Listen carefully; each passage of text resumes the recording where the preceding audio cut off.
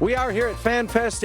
It is going to be a spectacular couple of days for Kansas City Royals fans and everybody in town. And they're going to be lining up here in just a couple of hours for season ticket holders. And then at 2 o'clock this afternoon, everybody gets to come and join the party. Toby Cook has been here with us all morning long. And so many fun things to do here, interactive things to do. You've got the slider, you've got batting cages, and you've got memorabilia like nowhere else. Yeah, when we started FanFest back in 2008, we were at the Overland Park Convention Center. We outgrew that facility and came to Bartle Hall. And the idea behind it was everybody wants autographs. Autographs drive fan fests or events like this.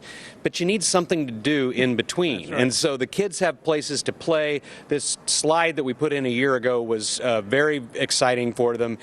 We have batting cages and speed runs and just lots of things to see. Right. Kind of a celebration of the Royals before we get ready for another season. And you've got the World Series trophies are back there. The World Series flag is right there. Somebody said, "What's new?" And I'm like, well, that's new because last year we didn't have that hanging. We hoisted that in left field to start the 2016 season after we had won the World Series. So that's a new artifact, but we're standing in the Royals Hall of Fame exhibit, and the Hall of Fame out in left field at Kauffman Stadium, full of Royals history, and Kurt Nelson with the Royals Hall of Fame, a curator who does a wonderful job of collecting the history of the Royals. He brings this exhibit out. So if you think about a traveling exhibit from Cooperstown in New York going all over the country, this is a traveling exhibit of the Royals Hall of Fame. Well, we're going to travel a little bit through this exhibit. I remember the first day of the season, or opening day, I was with Kurt, I think, out there, and we had the trophy, and he had his gloves on. It's really a pretty cool thing.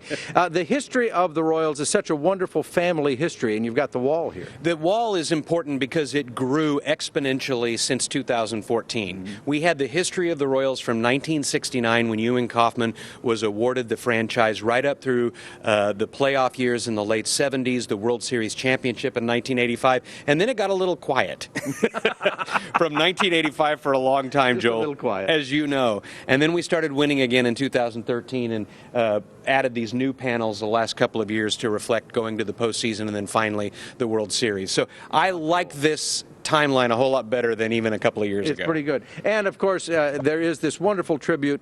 On the morning news this morning, we showed you this wonderful tribute to Yordano Ventura. And here's another display case, which is very meaningful, very touching, and his spirit will be kind of guiding the next 2 days in a lot of ways. Without a doubt. We're going to start each one of the days with a moment of silence, and we're going to somehow pull off a moment of silence with this huge room as best we can for Yordano Ventura. And then each discussion that takes place on the main stage, you know that's going to be the first thing that they talk about.